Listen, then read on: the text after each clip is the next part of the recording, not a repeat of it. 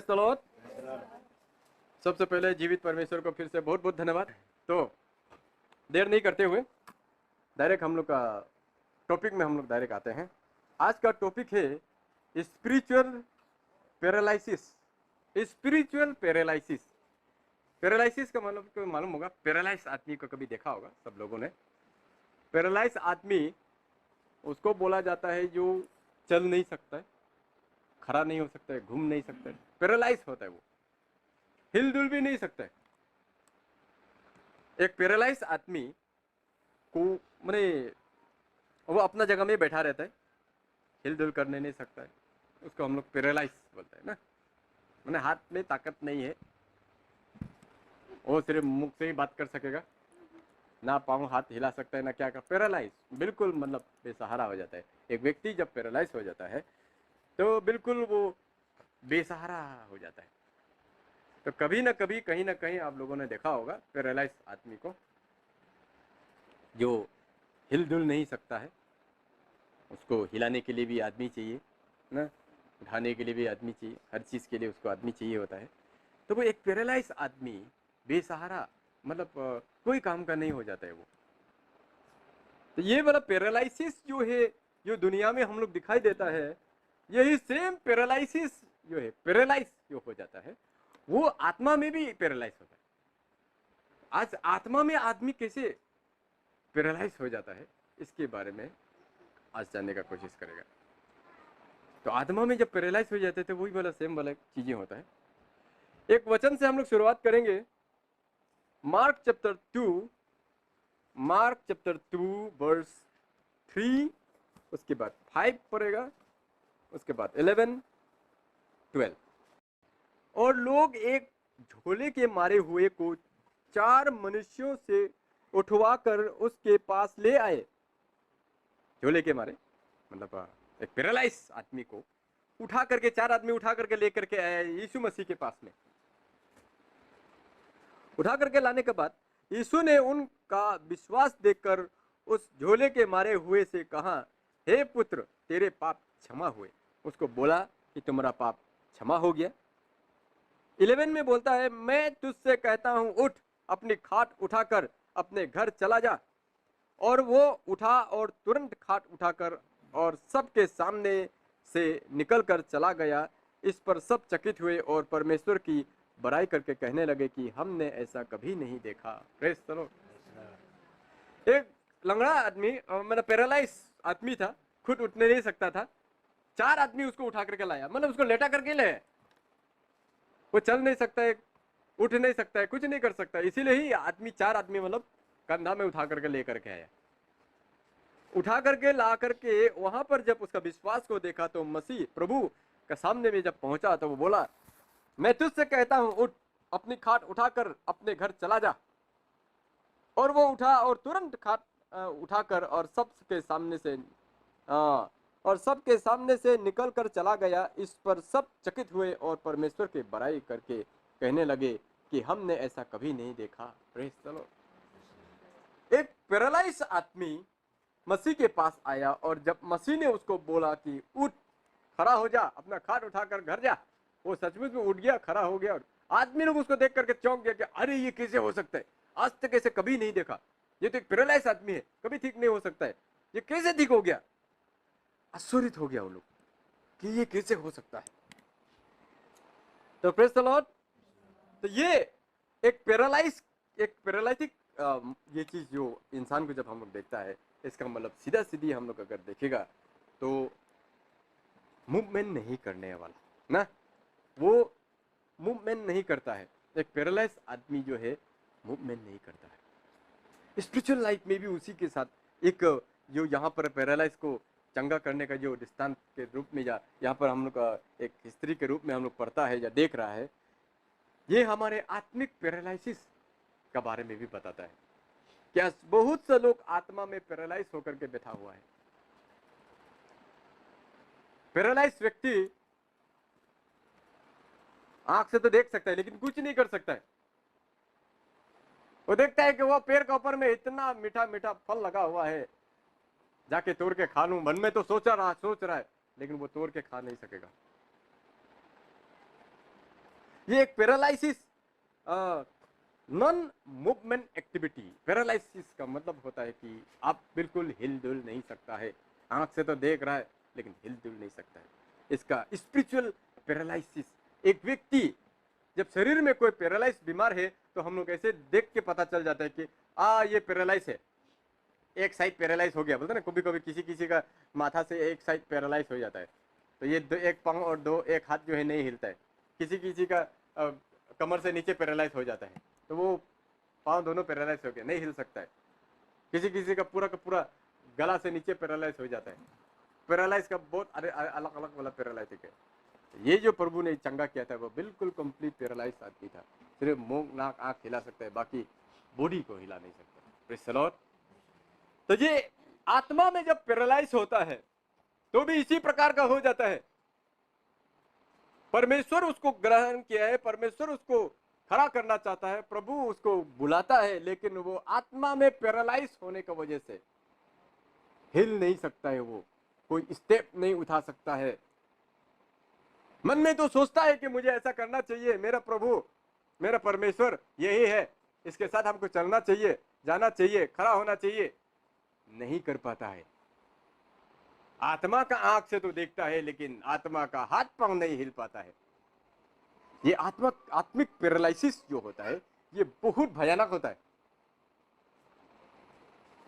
ये आत्मिक पैरालिसिस आदमी को क्या करता है, मजा से रहने देता है, कोई प्रॉब्लम नहीं है।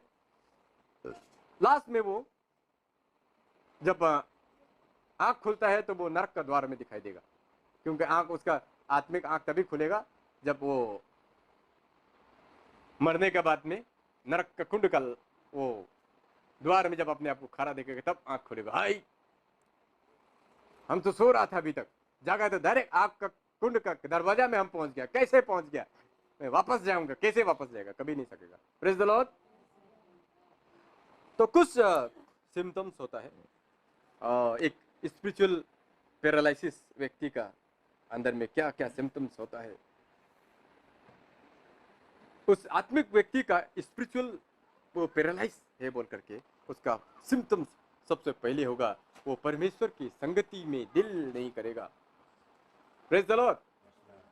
आत्मिक पैरालिसिस का सिम्टम्स जो होता है, जैसे शरीर का पैरालिसिस का सिम्टम्स हम लोग दिखाई देता है, किसी किसी का मुंह नाक, कभी कभी ये पैरालाइज होता है ना, वन साइड पैरालाइज होता है, कभी आंख का ये एरिया पैरालाइज होता है, किसी किसी का तो मुख सुख तेरा हो जाता है, तो पता चल जाता है कि इसका फेशियल पैरालिसिस है। या हाथ उठाने नहीं सकता है तो एक हाथ पैरालिसिस है, पाँव उठाने नहीं सकता है तो हाँ इसका एक पाँव पैरालाइज है, 2-3 साल हो गया पैरालाइज हो गया। वैसे ही आत्मा में अगर कोई पैरालाइज है तो समझ लीजिए उसका सिम्टम्स फेलोशिप के लिए इंटरेस्ट नहीं हो, संगति के लिए इंटरेस्ट नहीं हो जाएगा, प्रभु का लिए कुछ करने के लिए इंटरेस्ट नहीं हो जाएगा, प्रभु का सेवा करने के लिए इंटरेस्ट नहीं हो जाएगा। सबसे पहले तो उसका पैरालाइज होने का सिम्टम्स तो यही रहेगा। प्रेयर करने का मन नहीं हो जाएगा, बाइबल स्टडी करने का मन नहीं हो जाएगा, प्रभु का लोगों के साथ घूमना उठना बैठना उसको अच्छा नहीं लगेगा।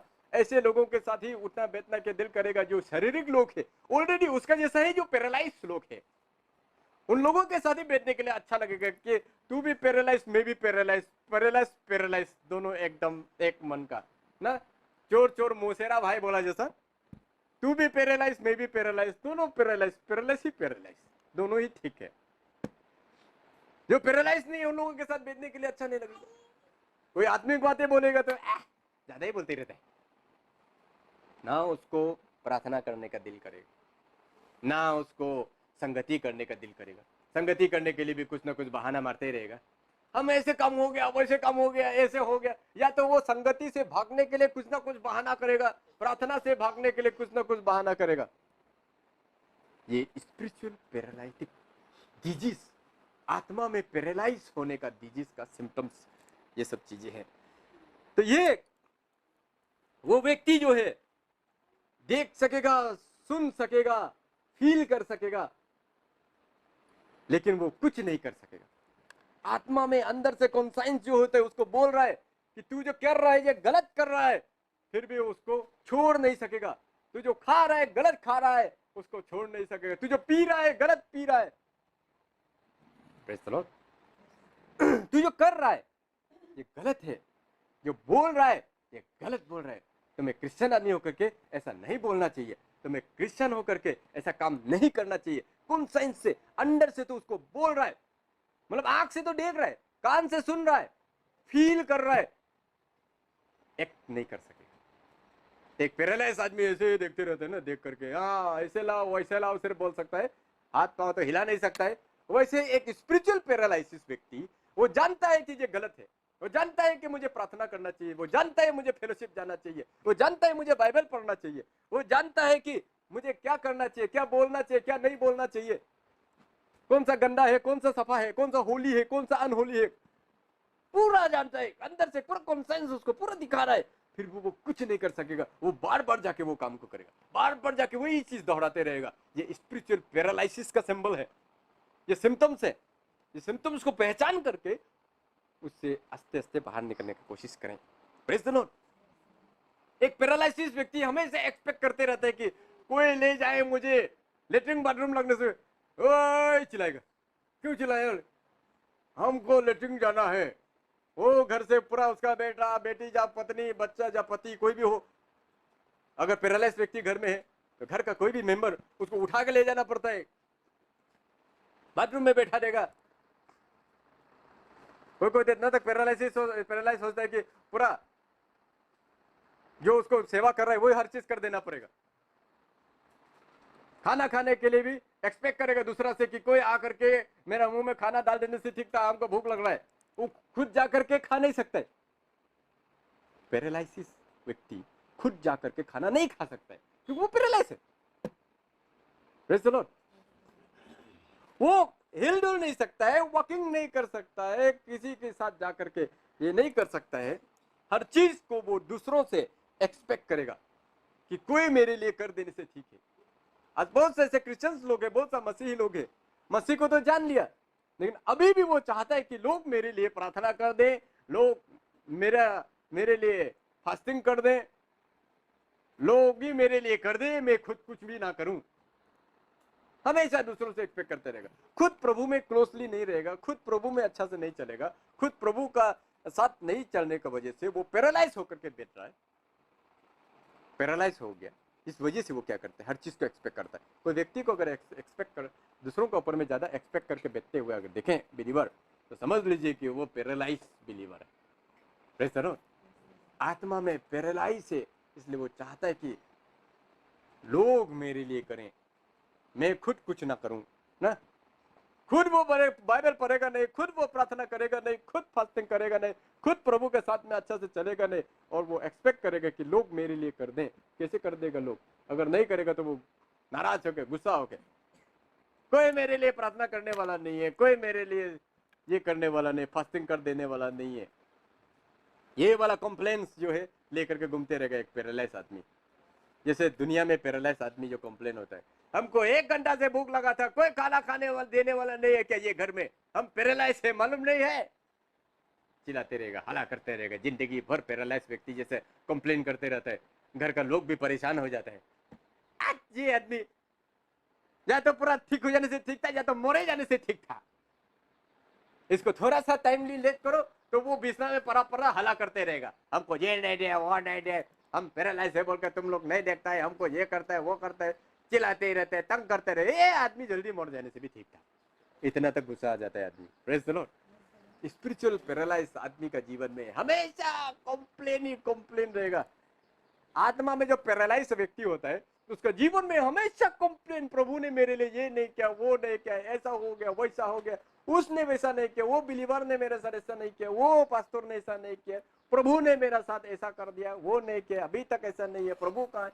मैंने एक स्पिरिचुअल पैरालाइज आदमी हमेशा कंप्लेन से भरा हुआ रहता है। जैसे शरीर में पैरालाइज आदमी हमेशा कंप्लेन बना रहता है। तो ये सिम्टम्स अभी जो देखा था हम लोगों ने, ये एक स्पिरिचुअल पैरालाइटिक डिजीज जब होता है किसी को, तो ये सारा सिम्टम्स एक व्यक्ति के अंदर में घुस जाता है और वो ऐसे ही बिहेव करना शुरू कर देते हैं। सोच लीजिए कि इसका अंदर ये बेचारा आत्मा में पैरालाइज है, प्रार्थना करना शुरू कर दीजिए उसके लिए। तो ये स्पिरिचुअल पैरालाइज जो होता है, एक व्यक्ति आत्मा में पैरालाइज हो जाने का रीजन क्या है? कारण क्या है, क्यों ये लोग पैरालाइज हो जाते हैं? एक जो पैरालाइज होता है ऑलरेडी अन्य जाति का लोग तो पैरालाइज ही है, जो प्रभु को जान गया, प्रभु में आ गया, उसके बाद में भी कुछ साल तक तो वो चलता फिरता ठीक ठाक है, लेकिन आस्ते आस्ते 2-3 साल 4 साल 5 साल का बाद वो पैरालाइज होना शुरू कर देता है, पैरालाइज होना शुरू हो जाता है। तो ये पैरालाइटिक होने का रीजन जो है, सबसे पहला रीजन है पाप ना। इसका सबसे पहला रीजन नहीं बोलेगा, सबसे बड़ा रीजन एक आत्मा में आप पैरालाइज हो चुका है। इस पैरालाइज हो जाने का, आत्मा में पैरालाइज हो जाने का रीजन जो होता है, सबसे पहला बड़ा रीजन जो होता है वो पाप है। गॉस्पेल जॉन का 5:14 को एक बार पढ़ेगा। इन बातों के बाद वो यीशु के को मंदिर में मिला और तब उसने उससे कहा, देख तू तो चंगा हो गया, फिर से पाप मत करना, ऐसा ना हो कि इससे कई भारी विपत्ति तुझ पर आ पड़े। Praise the Lord. इसका मतलब आत्मा में आप चंगा हो जाने के बाद में, आपका स्पिरिचुअल पैरालिसिस खत्म हो जाने के बाद में अगर फिर से पाप करता है तो उसका बराबर भी आ सकता है या तो उससे बड़ा भी तकलीफ आ सकता है। यहां पर बोला है ऐसा ना हो कि इससे कई भारी विपत्ति तुझ पर आ पड़े। जब आत्मिक पैरालिसिस में आदमी जीना शुरू कर देता है फिर से दोबारा, तो वो उससे भी कई ज्यादा, जो पैरालाइज हुआ था आत्मा में, उससे भी कई ज्यादा विपत्ति तुम पर ना पड़े। तो इनडायरेक्टली डायरेक्टली यहाँ पर बता रहा है, एक व्यक्ति जो फिर पाप मत करना जो बोला था, प्रभु का कहने का मतलब वो जो पैरालाइज होकर के बैठा था, पाप की वजह से पैरालाइज हुआ था, इसीलिए बोला फिर पाप मत करना। अभी पाप कई प्रकार का होता है। पाप का कोई मतलब एक डायरेक्ट वर्ड मीनिंग समझाने के लिए नहीं होता है। पाप को इसलिए हमेशा मैं बताते रहता हूँ, सिन, पाप का मतलब सिन इक्वल्स टू डिसोबीडियंस। अगर आप पाप करते हैं मतलब आप डिसोबीडियंस करते हैं। डिसोबीडियंस करना, पाप करना, ये दोनों बेन है। ईडन गार्डन में जब आदम और ईव ने पाप किया तो उसको पाप बोला गया। तो दोनों ने किसी का मर्डर नहीं किया, किसी का व्यभिचार नहीं किया था, किसी का माल नहीं लूटा था, मर्डर नहीं किया था, डिसोबीडियंस किया था। परमेश्वर ने बोला था इस फ्रूट को मत खाना, उन लोगों ने खाया, ये डिसोबीडियंस किया। ये डिसोबीडियंस को पाप गिना गया। इसका मतलब पाप जो है डिसोबीडियंस है। अगर आप डिसोबीडियंस करते हैं आप पाप करते हैं ना। दुनिया के नजर में पाप उसी को देखा जाता है जो लोगों का नजर में सही नहीं है, उसको पाप बोलता है ना। हम लोग का इस साइड में अगर पाप बोलेगा तो 2-2 शादी 3-3 शादी का पापी आदमी 2-3 शादी कर लिया, पापी आदमी है बोलेगा ना। लेकिन वो दूसरा जगह में जहां पर 10-15 शादी करने का जायज है, उस एरिया में उसको पाप नहीं गिनता है। ये इंसान जो है पाप को अपने कैटेगरी का हिसाब से जो है इसको डिवाइड कर लेता है। लेकिन बाइबल एक ही बात को बोलता है, डिसोबीडियंस वही पाप है। परमेश्वर के वचन का डिसोबीडियंस, परमेश्वर के बातों का अनज्ञाकारिता, यही चीज क्या है, पाप को गिना जाता है। तो परमेश्वर के साथ जब तक रहता है, उसके साथ ओबीडियंस करके जब तक एक इंसान चलते रहता है, वो पैरालाइज नहीं होता है। वो चलता है, फिरता है, खाता है, पीता है ना, खुदे प्रार्थना करता है, खुदे वर्शिप जाता है, खुदे संगति में इच्छा होता है, खुदे सब कुछ प्रभु के लिए करने का दिल होता है। कहां जाकर के मैं किसी आत्मा को कन्वर्ट करूं, किसी को जाकर के प्रभु के बारे में बता के आऊं। ये आत्मा का जो पैरालिसिस जब हो जाता है तो वो एक ही जगह बैठा रहना चाहता है, और ये अजगर सांप जैसा ना, क्या नाक साहब है, वो अपना मणि को बाहर निकल के रख देता है, वो कहीं जाता नहीं है, आराम से बैठते रहता है, और पूरा मक्खी उक्खी सब आकर के वो रोशनी में जब आता है तो वो मक्खी को खाते रहता है। तो वो वाला जिंदगी जीना शुरू कर देता है बहुत सारा क्रिश्चियन। आत्मा में पैरालाइज हो जाता है, हिलडुल नहीं कर सकता है, चाहता है कि सब मेरे लिए करें, मैं कुछ ना करूं, मैं पैरालाइज हो गया हूं। तो ये पाप डिसोबीडियंस की वजह से वो व्यक्ति कुछ नहीं कर सकता है। तो वो डिसोबीडियंस की वजह से क्या होता है, आस्ते आस्ते वो परमेश्वर की उपस्थिति से दूर होना शुरू हो जाता है। क्योंकि ना उसका जीवन में पैरालिसिस बीमार शुरू हो जाने की वजह से ना वो प्रेयर करने का मन हो रहा है, ना उसको बाइबल पढ़ने का मन हो रहा है, ना उसको फास्टिंग करने का मन हो रहा है, सिर्फ और सिर्फ वो दुनिया में रहना चाहता है। तो ये आस्ते आस्ते क्या होता है, वो कुछ नहीं कर पाता है, आत्मा में पैरालाइज है। देखिए यहाँ पर 15:5 में क्या बोला है, गॉस्पेल जॉन 15:5, मैं ढकलता हूं तो डालिया हो, जो मुझ में बना रहता है और मैं उसमें, वो बहुत फलता है, क्योंकि तुम मुझसे अलग होकर कुछ भी नहीं कर सकते। Praise the Lord. आत्मा में पैरालाइज हो जाने के बाद में वो क्या तो कर सकेगा, ना इधर जा सकेगा, ना उधर जा सकेगा, ना क्या कर सकेगा। आत्मा में जब पैरालाइज हो जाता है एक व्यक्ति, तो वो कुछ नहीं कर सकता है। डिसोबीडियंस की वजह से वो आस्ते आस्ते आस्ते आस्ते परमेश्वर से दूर चला जाता है, यीशु मसीह से दूर चला जाएगा। उसके बाद वो आत्मा में कुछ नहीं कर पाएगा। आत्मा में पैरालाइज आदमी क्या करता है, कुछ कर पाता है, कुछ भी नहीं कर पाता है। वैसे एक आत्मा में जब एक व्यक्ति पैरालाइज हो जाता है, वो कुछ भी नहीं कर पाता है। इसलिए प्रभु बोला तुम मुझसे अलग होकर के कुछ नहीं कर सकते। मतलब तू जब आत्मा में पैरालाइज हो जाएगा तो कुछ भी नहीं कर सकेगा। आत्मा में पैरालाइज हो गया का मतलब है वो मसीह से बहुत दूर चला गया, डिसोबीडियंस की वजह से बहुत दूर चला गया। ये डिसोबीडियंस कैसे ये चला जाता है, ये सबसे बड़ा इसका दुश्मन हमारा पैरालाइज होने का या नहीं चल सकने का, पैरालाइटिक डिजीज बनने का जो सबसे बड़ा दुश्मन जो होता है, बनने के लिए जो बनाता है हमको, वो हमारा सबसे बड़ा हमारा खुद का शरीर है ना। फ्लैशी कामों में हम लोग ज्यादातर व्यस्त हो जाता है, शारीरिक कामों में ज्यादातर हम लोग व्यस्त हो जाता है, समय ही नहीं हो जाता है। हम अपने जरूरतों को, अपने इच्छाओं को पूरा करने के लिए इतना व्यस्त हो जाते हैं, इतना व्यस्त हो जाते हैं कि परमेश्वर को टाइम देना छोड़ देते हैं। टाइम नहीं है, वी डोंट हैव टाइम। प्रभु को समय देने के लिए मेरे पास समय नहीं है। सारा दुनिया को समय देने के लिए मेरे पास समय है। मेरा प्रोफेशन, मेरा काम, मेरा ड्यूटी के लिए मेरा समय है, मेरा बॉस के लिए समय है, मेरा कर्मचारी के लिए मेरे पास समय है ना, मेरा काम के लिए मेरे पास समय है, मेरा प्रॉफिट के लिए मेरा पास समय है, लेकिन प्रभु के लिए मेरा समय नहीं है। I don't have time. प्रभु आप तो जानता ही है मैं कितना बिजी हूं आजकल, मेरे पास समय ही नहीं है। क्यों? क्योंकि शरीर में फंसा हुआ हूं, ढसा हुआ हूं, उसी में घुसा हुआ हूं, इसलिए मेरे पास समय नहीं है। इस यहाँ पर क्या बोला, इसलिए रोमन्स चैप्टर 8 का 5 और 6 में कहता है, रोमन्स चैप्टर 8 5 और 6, क्योंकि शारीरिक व्यक्ति शारीरिक बातों पर मन लगाते हैं, परंतु आध्यात्मिक आत्मा की बातों पर मन लगाते हैं। शरीर पर मन लगाना तो मृत्यु है, परंतु आत्मा पर मन लगाना जीवन और शांति है। Praise the Lord. वो शरीर पर मन लगाना शुरू करता है, शारीरिक जीवन जीना शुरू कर देता है, वो शारीरिक कामों में ही व्यस्त हो जाता है, शारीरिक चीजों में ही इंटरेस्ट देना शुरू हो जाता है। वो सोचता है कि यही सब कुछ है। दुनिया का लोग जैसा लेक्चर मारता है, सबसे बड़ा रुपया बोला, जिसमें बाप बड़ा ना मैया, सबसे बड़ा रुपया। वो रुपया का पीछे में भागना शुरू कर देता है, जो कभी उसको मिलता नहीं है ना। एक कार्टून देखा था, वो छोटा सा बचपन से लेकर के वो पैसा का पीछे भागते भागते भागते भागते बूढ़ा हो गया, भागते भागते भागते रह गया, लास्ट में उसका रास्ता खत्म हो गया, उसका आगे जाने के लिए नहीं है। लास्ट में देखा तो वो गड्ढा में डूब गया, पैसा कभी मिला ही नहीं उसको, पैसा उसका आगे आगे जा रहा है, वो पीछे पीछे भाग रहा है, भाग रहा है, भाग रहा है। कार्टून ड्राइंग करके दिखाया था, देखा था कुछ दिन हो गया देखा वाला।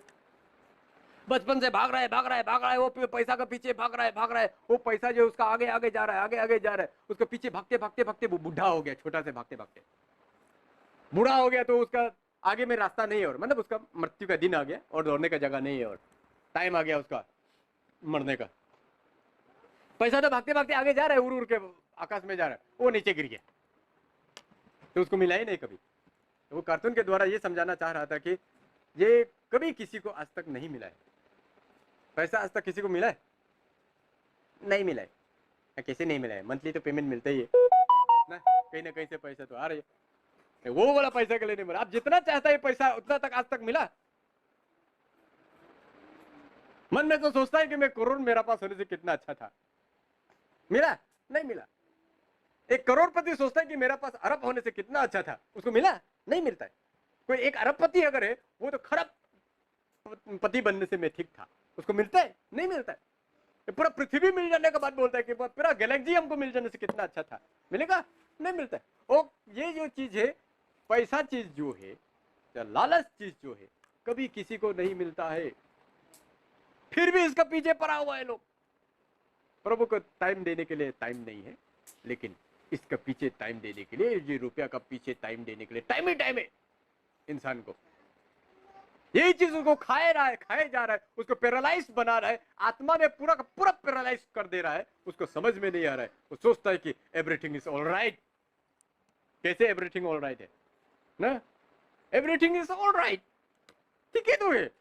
सुबह हुआ, शाम हुआ, दिन भर मेहनत किया, कल फिर आएगा, परसों फिर होगा, that's all. Everything is okay, all right. कोई ओके नहीं है, कोई ऑल राइट नहीं है। आत्मा में आप पैरालाइज हो चुका है, पता ही नहीं चल रहा है। Praise the Lord. Paralytic disease से बचे रहें। तो ये अभी रीजन को हम लोगों ने देख लिया, इसका सोल्यूशन क्या है अभी ना। अगर कोई व्यक्ति पैरालाइज डिजीज से बच के निकलना चाहता है, एक पैरालाइज से खड़ा होना चाहता है, या पैरालाइज का डिजीज को छोड़ना चाहता है, ये पैरालाइज हम बन के रहना नहीं चाहता है, अभी मैं चलना चाहता हूँ, मैं भी खड़ा होना चाहता हूँ। लोग जैसा चलता है, फिरता है, घूमता है, खाता पीता घूमता है, इधर इधर ना, अपने पड़ोसी अपने दोस्तों के बीच में जाता है, आना जाना करता है, बाजार जाता है, मैं भी जाना चाहता हूँ, मैं भी घूमना चाहता हूँ, मैं भी बाथरूम खुद जाना चाहता हूँ। ऐसे अगर कोई इच्छा है तो उसको क्या बोलता है परमेश्वर, कैसे करके इसका सोल्यूशन आज अभी लास्ट में जानने का कोशिश करते हैं।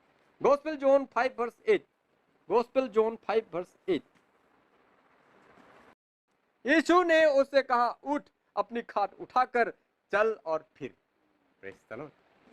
सिंपल सा बात बोला है, उठो, राइज ना, टेक अप योर बेड, अपना खटिया खाट को उठाओ एंड वॉक, और चलो, चलना शुरू कर दो।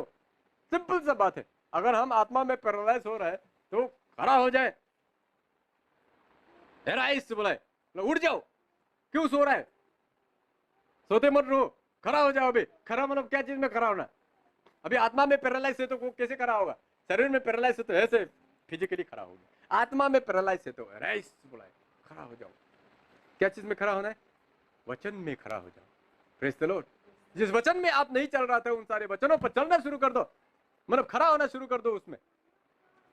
आत्मा में ताकत ला करके फिर से खड़ा करें, अपना बेड उठाए और चल दें। बेड को मत रखो उधर।